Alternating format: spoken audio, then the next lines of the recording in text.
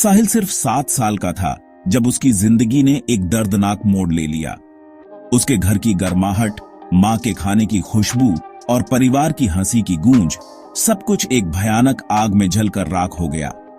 अधिकारियों ने इसे एक हादसा बताया, एक खराब तार की वजह से, लेकिन उसके छोटे से दिल में एक गहरा अनकहा दर्द चुभ रहा था।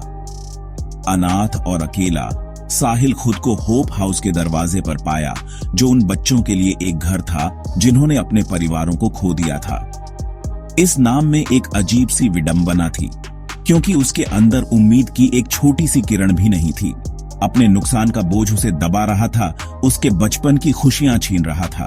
दूसरे बच्चे जो अपने खुद के दुख और दर्द की कहानियां लेकर आए थे, उसे थोड़ी सी संगति का एहसास दिलाते थे। रातें सबसे मुश्किल होती थीं। जैसे जैसे अंधेरा बढ़ता, उसके परिवार की यादें उसके दिमाग में धीमी पड़ती हुई आग की तरह टिमटिमाती। उसकी मां के चमेली के इत्र की खुशबू, उसके पिता की हंसी की आवाज, उनकी गले लगाने की गर्माहट, सब कुछ चला गया था। उसे अपने नुकसान की ठंडी हकीकत में कांपता हुआ छोड़ गया। नींद भी उसे राहत नहीं देती थी। उस आग के बुरे सपने उसे सताते थे जिसने उसकी दुनिया छीन ली थी। वह हाँफते हुए उठता, उसका छोटा सा शरीर कांपता हुआ, उसके गालों पर आंसुओं की धार बहती। दुनिया ठंडी लगती थी, उसकी यादों की गर्माहट से बिल्कुल अलग। होप हाउस में जिंदगी ने उसे संघर्ष करना सिखाया। दिनचर्या में बंधी जिंदगी, खामोशी से खाना और भारी मन से पढ़ाई। अपने गम में खोया साहिल अपनी यादों में सुकून ढूंढता था। वह अपनी मां के आखिरी शब्दों को कसकर पकड़े रहा, जो उन्होंने उसे प्यार से मुस्कुराते हुए सोने से पहले कहा था, मेरे बहादुर बेटे, जिंदगी चाहे कुछ भी लेकर आए, हमेशा हिम्मत और दया से उसका सामना करना। उसके शब्द उसके अंधेरे में रोशनी की किरण थे, एक याद दिलाते थे कि मुश्किलों में भी उम्मीद हो सकती है। वह उन्हें मंत्र की तरह दोहराता, उनके सरल ज्ञान से ताकत पाता। उसकी मां का उस पर विश्वास उसकी ढाल बन गया। उनके शब्द उसके घायल दिल पर मरहम का काम करते। उसने खुद को पढ़ाई में डुबो दिया, लिखे हुए शब्दों में एक मकसद ढूंढ लिया। किताबें उसके साथी बन गईं। उनके पन्ने उसे उसकी जिंदगी की कठोर सच्चाइयों से कुछ देर के लिए छुटकारा दिलाते। वह अपनी पढ़ाई में आगे बढ़ता गया।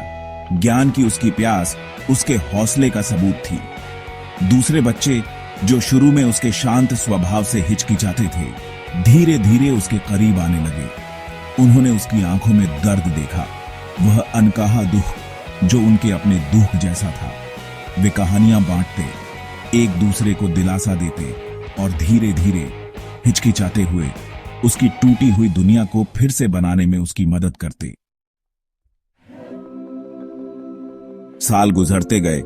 हर साल साहिल के चेहरे पर परिपक्वता की रेखाएं खींचता गया। वह लंबा, मजबूत होता गया।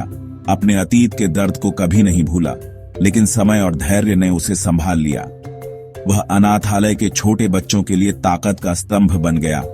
उसके अपने अनुभव उसकी सहानुभूति को बढ़ाते थे। वह उन्हें पढ़ाता, उनका मार्गदर्शन करता और किताबों के प्रति अपने प्यार को बांटता। उन्हें लिखे हुए शब्दों में सुकून और ताकत पाने के लिए प्रोत्साहित करता। अपने माता पिता की यादों का सम्मान करने का उसका दृढ़ संकल्प उसके हर काम को प्रेरित करता। उसे हर चीज में उत्कृष्टता प्राप्त करने के लिए प्रेरित करता। उसने एक प्रतिष्ठित विश्वविद्यालय में छात्रवृत्ति हासिल की। उसकी शैक्षणिक उपलब्धियां उसकी कड़ी मेहनत और दृढ़ता का प्रमाण थीं। हालांकि जिंदगी ने उसके लिए एक और झटका तैयार रखा था। एक शाम लाइब्रेरी में पुराने अखबारों को देखते हुए एक जाना पहचाना नाम उसकी नजरों में आया। यह उस बिल्डर का नाम था जिसने उसके परिवार का घर बनाया था। लेख में उस आदमी के धन और प्रभाव में तेजी से वृद्धि का विवरण दिया गया था। उसके कई परोपकारी प्रयास उसके संदिग्ध व्यवहारों से भरे अतीत को मुश्किल से छुपा पा रहे थे। जैसे जैसे साहिल ने गहराई से जांच की, एक भयानक सच्चाई उसके सामने आई। वह आग जो उसके परिवार को लील गई थी, कोई दुर्घटना नहीं थी। यह जानबूझकर की गई आगजनी थी, जिसे बिल्डर ने अपने घटिया निर्माण को छुपाने और उसे बेनकाब करने की हिम्मत करने वाले किसी भी व्यक्ति को चुप कराने के लिए रचा था। ठंडा और तेज गुस्सा साहिल की रगों में दौड़ गया। उसके आसपास की दुनिया धुंधली हो गई, क्योंकि उसके खुशहाल परिवार की तस्वीरें उनके कानों में गूंजती हंसी उनकी जगह उस आग की लपटों ने ले ली जिसने उन्हें भस्म कर दिया था। वह बदला लेने की प्यास से भर गया, उस आदमी को उसके द्वारा दिए गए दर्द की कीमत चुकाने की एक आदिम आवश्यकता से। दिन रातों में बदल गए क्योंकि साहिल अपनी भावनाओं से जूझ रहा था। क्या उसे बदला लेना चाहिए, उस जघन्य अपराध के लिए न्याय की मांग करनी चाहिए जिसने उसके जीवन को बर्बाद कर दिया था, या उसे कड़वाहट से ऊपर उठना चाहिए, उस आदमी को माफ करना चाहिए जिसने उसके साथ गलत किया था और एक अलग रास्ता बनाना चाहिए।